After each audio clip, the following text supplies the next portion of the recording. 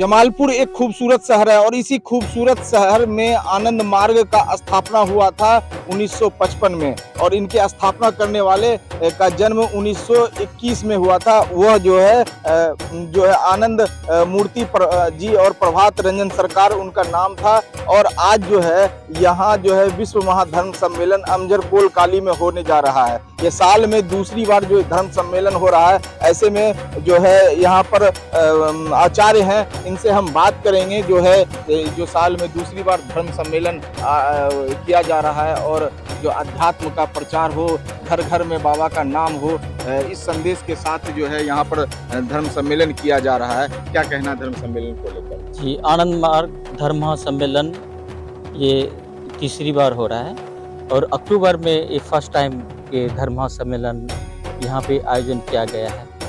करीब देश विदेश से करीब कई साधक लोग इस पुण्य भूमि पे आए हैं, उपस्थित हुए हैं क्योंकि ये जो भूमि है ये कर्ण का भूमि है और इस भूमि पे भगवान श्री श्री आनंद मूर्ति जी जन्म लिए हैं और इस भूमि का बहुत उच्च दायरा है और हम लोग फ्यूचर में और बहुत सारे प्रोजेक्ट लेंगे इस धरती का।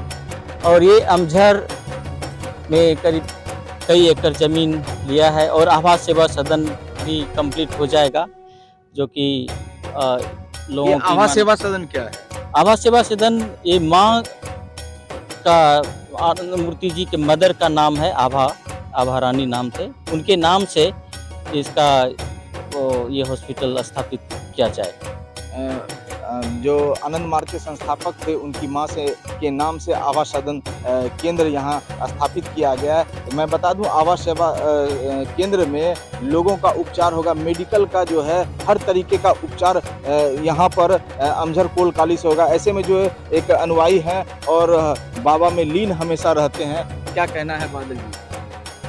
मेरा नाम तूफान हुआ और यहाँ जो है इस बार अक्टूबर में पहली बार हो रही है। हर बार तो 1996 से हमारा जमालपुर में महाधर्म महासम्मेलन चालू हुआ और इस बार 2 धर्म महासम्मेलन साल में 2 धर्म महासम्मेलन होना तय हुआ है और इस बार पहली बार हो रहा है और यहाँ बहुत लोग आने का उत्सुकता है। मार्च में गर्मी के कारण बहुत लोग नहीं आ पाते, तो अक्टूबर में कुछ मौसम सही है ताकि विदेश के लोग भी जो है यहाँ आना चाह रहे हैं, तो उसके अनुकूल ये फर्स्ट प्रैक्टिकल के रूप में रखा गया है। तो हो सकता है कि ये कंटिन्यू रह जाए और इस तरह से सब लोग इस प्राकृतिक वातावरण में जो है बाबा की गोद में आके विभोर हो जाते हैं अपने आध्यात्मिक क्षेत्र में। और साधना पूजा करने के लिए हमारा जो ये क्षेत्र है, जो हमारा कोल काली के नज़दीक में जो है ये क्षेत्र, हमारा जो महासंभूति नाम रखा गया है इस धरती को, तो इसमें आके लोग अपने शांत वातावरण में अच्छे से साधना पूजा करते हैं और अपने आध्यात्मिक क्षेत्र में तरंगायित होते हैं। तूफान जी थे जो बाबा की विशेषता और आनंद मार्ग की विशेषता के बारे में बताएंगे। हम जो है धर्म महासम्मेलन के पंडाल में जाएंगे, वहाँ पर जो अनुयायी हैं और आचार्य अद्भुत हैं उनसे बात करेंगे। जो देश विदेश से अनुयायी यहाँ पहुँचेंगे उनसे भी बात करेंगे कि जो है धर्म सम्मेलन में जो हर साल जो आयोजित होता है, कैसे देश विदेश से खींचे चले आते हैं, क्या शक्ति बाबा में है, क्या उनके प्रति जो है श्रद्धा है। ये सब बातें हम अनुयायी से जानेंगे, बात करेंगे। आगे हम अनुयायी से बात करके आपको बाबा की विशेषता और इनसे जुड़ाव भक्तों का क्या होता है ये बता। प्रभात संगीत क्या है बाबा का, और यहाँ पर धर्म सम्मेलन में प्रभात संगीत के माध्यम से जो अनुयायी हैं वो आकर्षित होते हैं। ये प्रभात संगीत के बारे में हम जानना चाहेंगे। क्या है बाबा? नमस्कार सभी भाई बहनों को। बाबा जो प्रभात संगीत दिए हैं उसका टोटल संख्या है 5018 प्रभात संगीत और 5018 प्रभात संगीत भिन्न भिन्न भाषाओं में है, ताकि सभी भक्तों को इजीली समझ में आ जाए। वो आप लोग सुन रहे होंगे।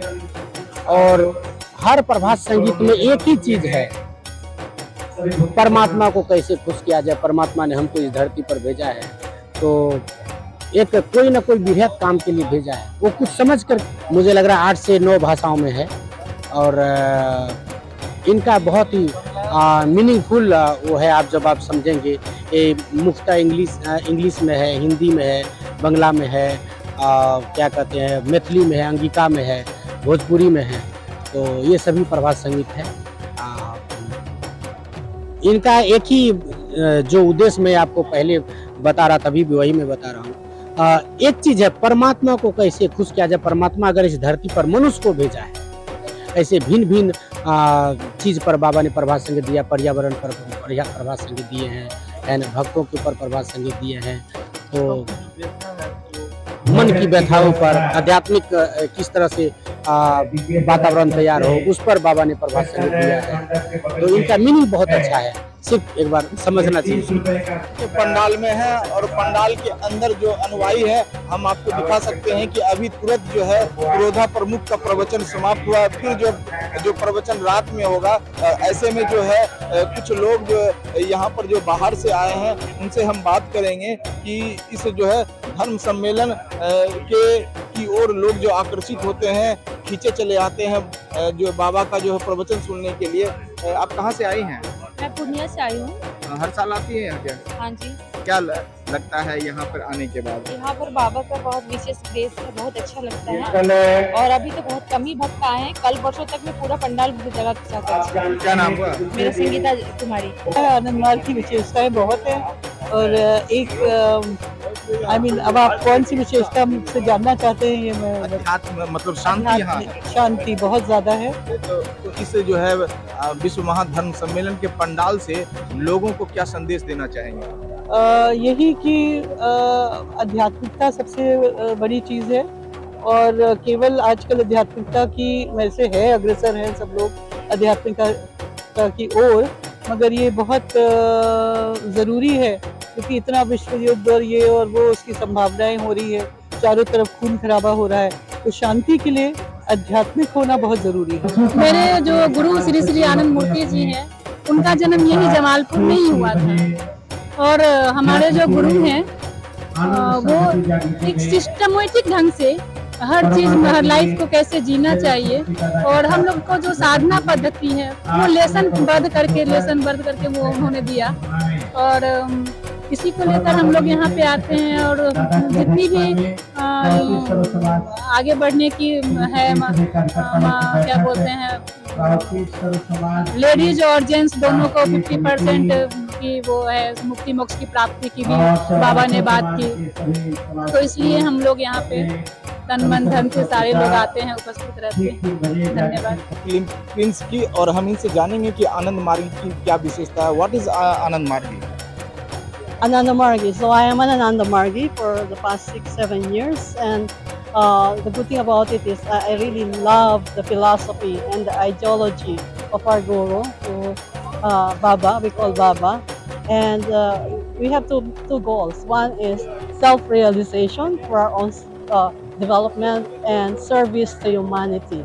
So it's I think one of the best way of merging the two is improving yourself and then giving to the community and to others, serving to the world, you know. So we can improve the whole world too, because we believe that each one of us is connected, interconnected, not only human beings, but all beings. So we respect also all beings in this planet. I think that's the specialty of Ananda Margi. All people के लिए क्या message देना चाहेंगे आप आनंद मार्गियों के लिए? What is message for all people? Yeah, I think love is the main message also of Ananda Marga. If we spread love, not only, as I said, it's all beings, not only human beings, but love for the planet, love for animals, love for plants and everything else, we won't have the problems that we are having now in this world. As you see, you know, we every day we see a lot of these issues in the world. Why? Because we don't respect the environment, we don't respect nature, we don't respect other beings, not only human beings. धर्म सम्मेलन के पहले दिन हमने आपको दिखाया, बाबा का प्रवचन दिखाया और जो अनुयायी है उनसे बात किए, जो देश विदेश से जो है मार्गी आए हैं उनसे भी बात किए और उनके बारे में जाने। अब जो है दूसरे दिन क्या होता है इस विश्व महाधर्म सम्मेलन में, वो भी आपको हम केवल भारत चैनल के माध्यम से दिखाएंगे। अभी तक के लिए इतना ही। दीपक के साथ मैं के एम राज।